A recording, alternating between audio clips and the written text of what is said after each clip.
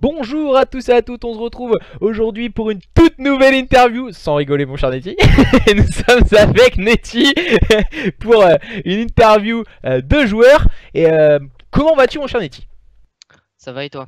Bon, ma foi ça peut aller, le boulot était fatigant mais voilà, je pense pour toi aussi.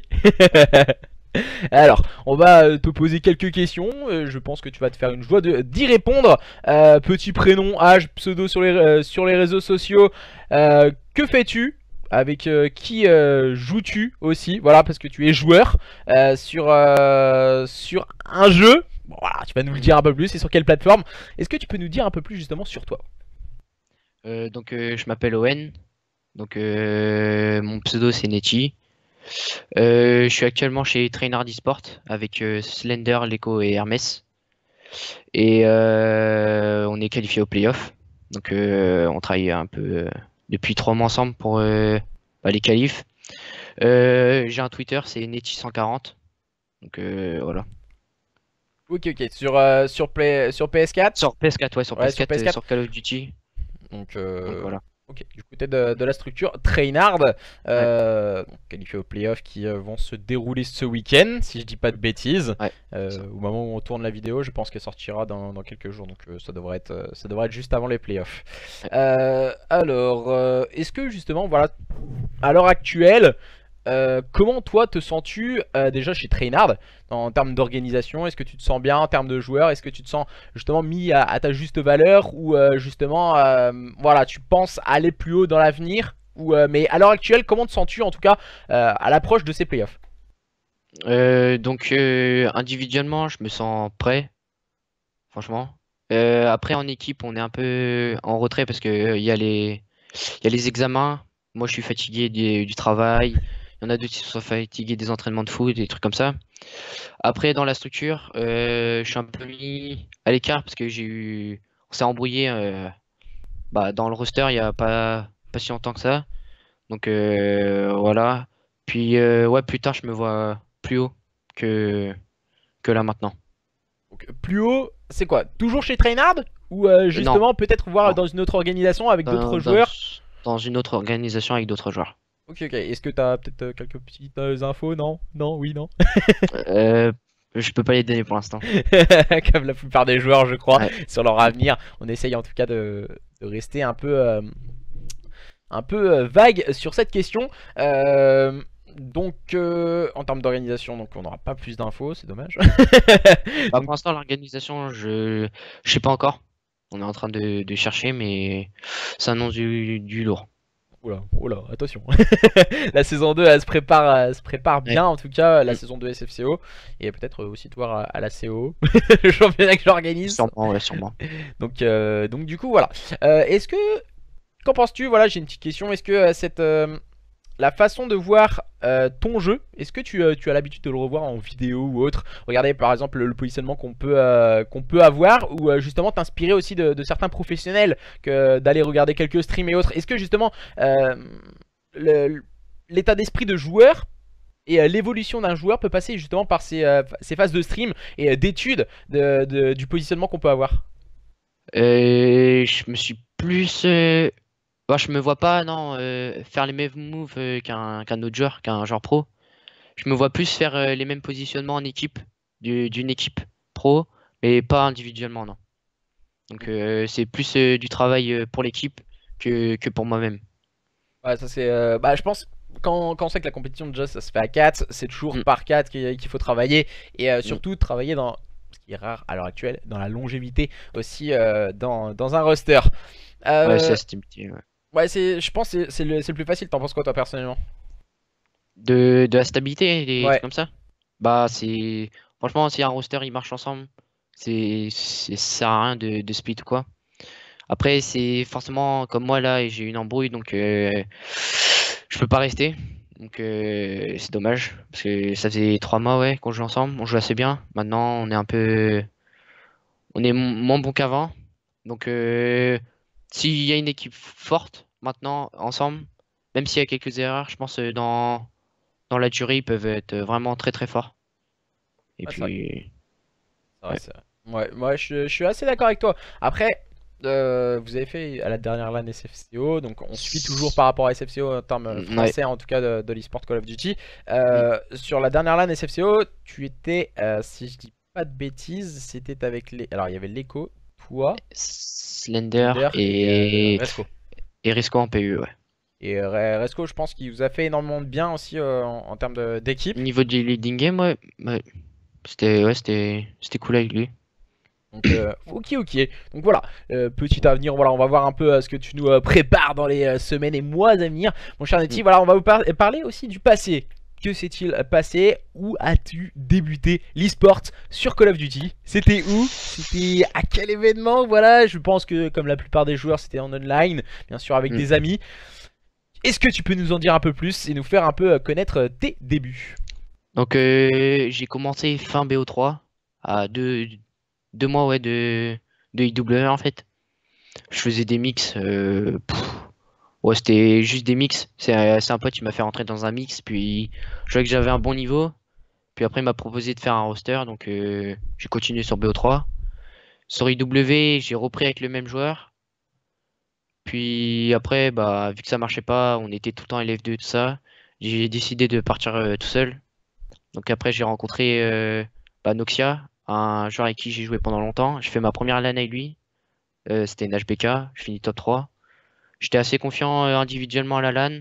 Après, en équipe, on pouvait faire mieux. Il y avait qui justement à cette LAN?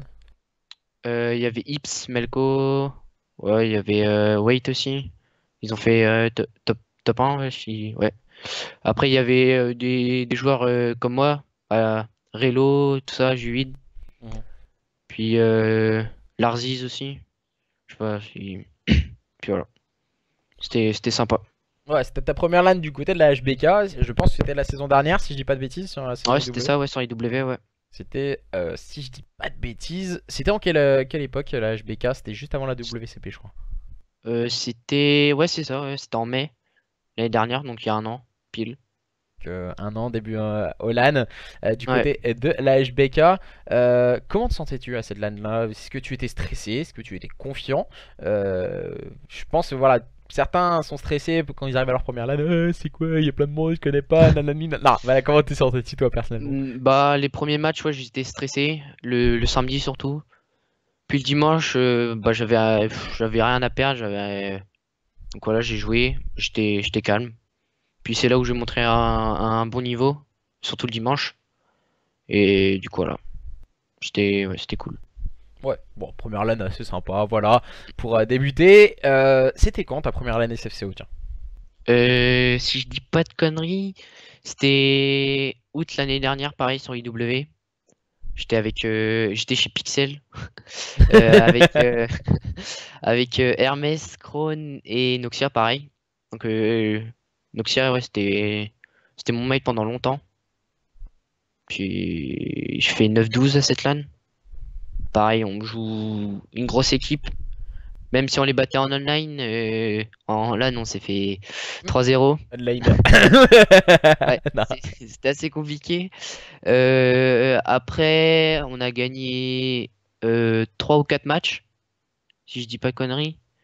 Et après, on a joué Alcyon. Il a été composé de Surzo, Ips, Megerems et Kurz. Puis bah voilà, on a fini sur un top 12. Ah, Donc c'était j'étais assez content. la fin de saison du coup avec Kurz. Bah, avec Etienne, je crois, non? Kurz, c'était pas Ouais, avec Etienne? ouais, Etienne, ouais, en coach. En coach, ouais, c'était assez, assez fandard quand on Ouais. voyait Etienne crier. Mm.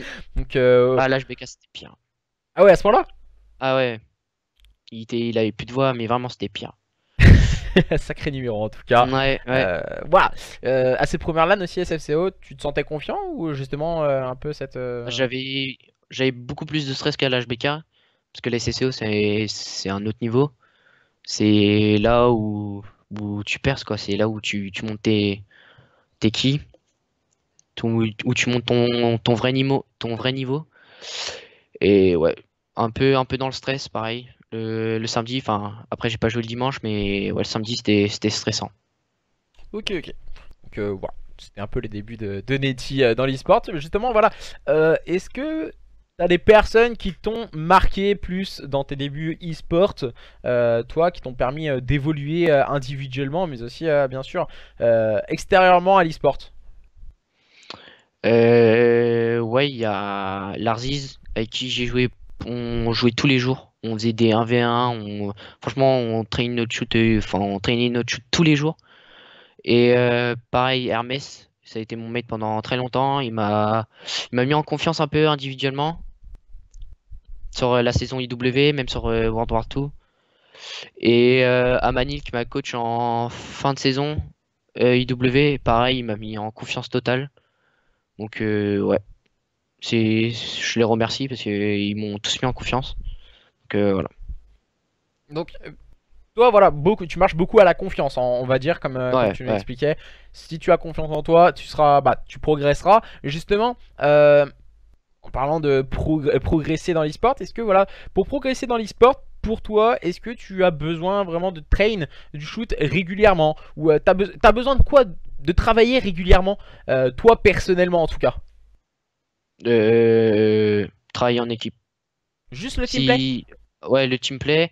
Après, individuellement, forcément, faut être bon. Donc, bah, moi perso, je fais des bots assez régulièrement pour le shoot, car je le perds un peu vite si je joue pas. Juste des bots comme ça, pas de bots avec, par exemple, on voit certains avec Sensi Max, avec tire-tête, avec VIA Non, non, 200%. non, je fais 1000 bots avec ma sensi, l'aide à la visée, tout ça. Bah, mes paramètres normaux, enfin normaux. Et voilà. Après des mix, je fais des 8 aussi souvent et des dollars. Donc voilà, c'est individuellement, enfin c'est pour l'individualité. Et après, bah pour moi, si c'est l'équipe quoi. Il faut faire avancer l'équipe. Donc je regarde un peu des streams ouais, pour les pros, enfin comme j'ai dit tout à l'heure, des pros. Et puis voilà. Et comment on peut travailler en équipe? Voilà, parce que si par exemple moi je suis nouveau, j'arrive dans l'e-sport, voilà, je veux travailler, j'écoute un peu les conseils à droite à gauche, individuellement on me dit bon voilà il faut faire des bots pour avoir du shoot, il faut faire ci, il faut faire ça. Voilà, je commence à être pas trop mal personnellement, mais voilà je voudrais trouver déjà des personnes pour jouer avec moi, pour monter un roster, et ensuite travailler avec eux.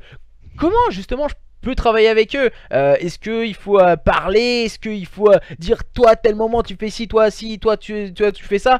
Si toi tu meurs, bah, il faut bouger comme ça. Comment tu peux définir, on va dire, une stratégie équipe par rapport à n'importe quelle situation de jeu? Bah déjà avec une bonne com. Si t'as une bonne com dans la game qui est constant, c'est bien. Après, il faut savoir trouver les erreurs dans la game. Pourquoi on a perdu, pourquoi ça s'est mal passé sur un point. Donc voilà. Le positionnement aussi. Savoir où se placer avec les postes. Une AR doit se placer là, une SMG doit pêcher là. Bah, c'est tout dans la com en fait. Et après un peu de partie perso pour des strats, pour des starts, pour savoir les spawns aussi. Comme ça, on sait où ça respawn et où push. Donc voilà. Enfin, c'est surtout, ouais, c'est en fait c'est de l'écoute dans le roster. Beaucoup de communication.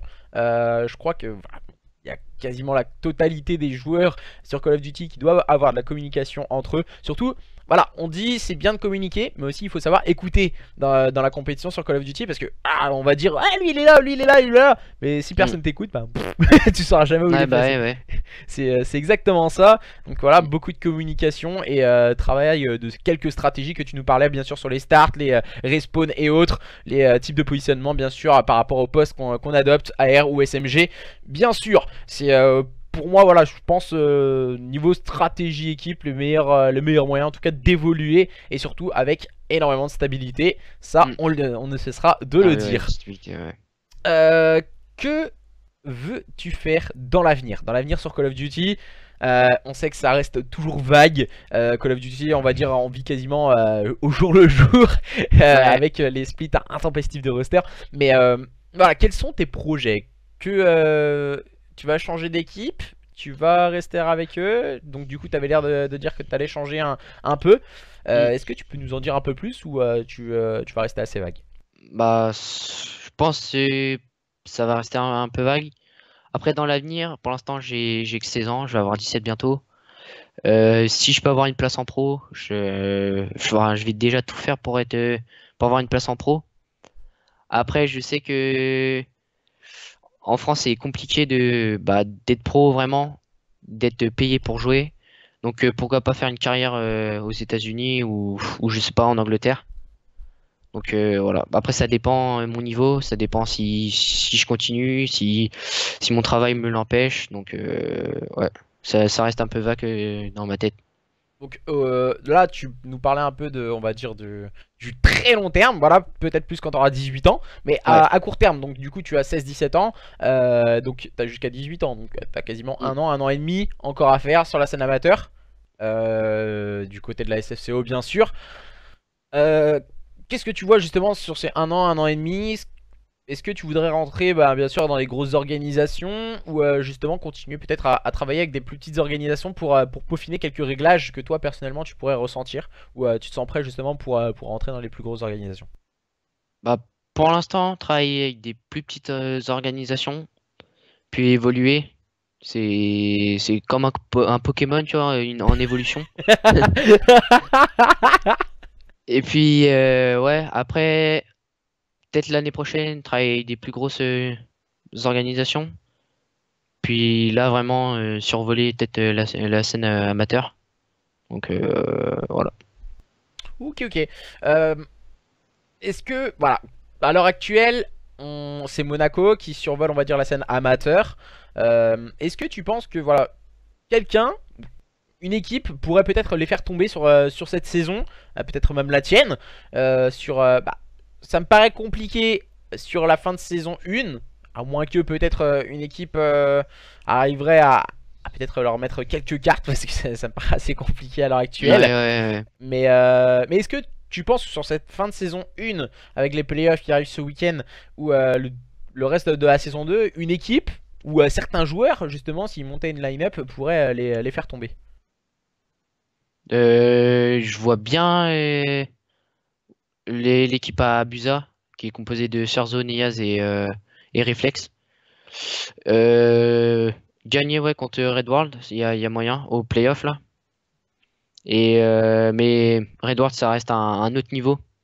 Ça reste niveau pro pour moi. Ils peuvent très bien battre Vitality et des trucs comme ça.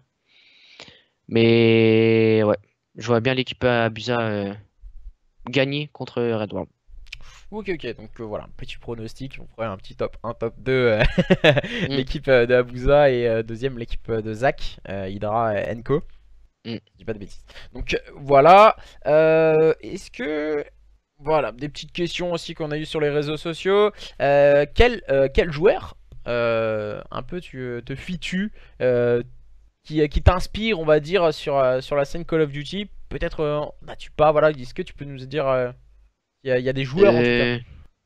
Euh, Jord, niveau pro, tu vois, il a un très bon niveau avec son SMG. Il est très très fort. On l'a vu hier avec ses clutches 1v4, ses clutches 1v3. Donc ouais, c'est un peu une source d'inspiration. Après, niveau amateur, j'ai pas vraiment de joueurs qui m'impressionnent. Pas, en tout cas, pas sur WWE2, pas cette année. À voir l'année prochaine. Si un joueur va tout péter, quoi. Après, ouais. Euh, que penses-tu autrement de, voilà, on dit Hydra sur cette scène amateur. On voit énormément de joueurs aussi percer, des joueurs comme Bressi qui ont fait de très grosses performances, on va Mm. dire, sur cette saison, début de saison CWL. Euh, Est-ce que tu penses que Hydra, arrivé à l'âge de 18 ans, donc très jeune joueur, un peu comme toi, plus dans les un peu plus jeune que toi, il me semble, 16 ans à Ouais. peu près. Et penses-tu que voilà, ça va être vraiment une grosse performance de Hydra ou justement peut-être il faudrait qu'il fasse gaffe et pas s'enflammer trop vite. Ah, déjà, faut qu'il garde le même niveau. Faut qu'il... Après, je sais, il me semble qu'il joue pas beaucoup, lui. Mais il a un niveau... il est super fort. Mais s'il garde le même niveau, ouais, il pourrait faire mal chez les pros. Après, il faut qu'il fasse des bonnes décisions dans ses joueurs. Enfin, dans son équipe, déjà. Et puis ouais, je le vois bien être le meilleur joueur de France pro. Donc, à l'heure actuelle, pour toi, c'est qui le meilleur joueur de France? Mols. Ok, ok. Ouais, je pensais que t'aurais dit Weller, c'est bon. Non, Mols. Donc pourquoi Mols, Mols, c'est justement? sa vision de jeu, c'est son gunfight, c'est tout en fait. C'est un joueur constant. Il est là dans les gros matchs. Ouais, je le trouve super fort. Ok, d'accord. Est-ce que tu as quelques mots à passer à la fin? Voilà, on va terminer hein, là-dessus. Si tu as quelques mots, quelques dédicaces, on va dire. Peut-être pas à Pikachu, hein, voilà, avec les Pokémon de tout à l'heure. Bah, je voulais remercier bah, déjà la structure bah, pour son suivi bah, durant la saison 1. Après, je voulais remercier mes mates euh, pour, euh, pour déjà leur niveau. Après, on a réussi notre objectif, se qualifier au playoff. Je remercie bah, mes potes, Larziz, Akaza, Yumi, tout ça. Estelle aussi. Puis voilà. Je remercie aussi ma famille qui me suit, déjà en LAN, qui comprend, qui sait c'est quoi l'e-sport en fait, l'image de l'e-sport. Puis voilà, c'est tout. Je voulais te remercier toi aussi pour cette interview. On a bien rigolé surtout. Ouais. Mm. Ah, tu sentais un peu stressé en tout cas, Netty. Bah, Ouais. merci en tout cas à toi d'avoir répondu à ces quelques questions. Mm. Et puis bah, on se dira à la prochaine. Et puis Ouais. bah, allez, ciao les amis, à la prochaine. Salut.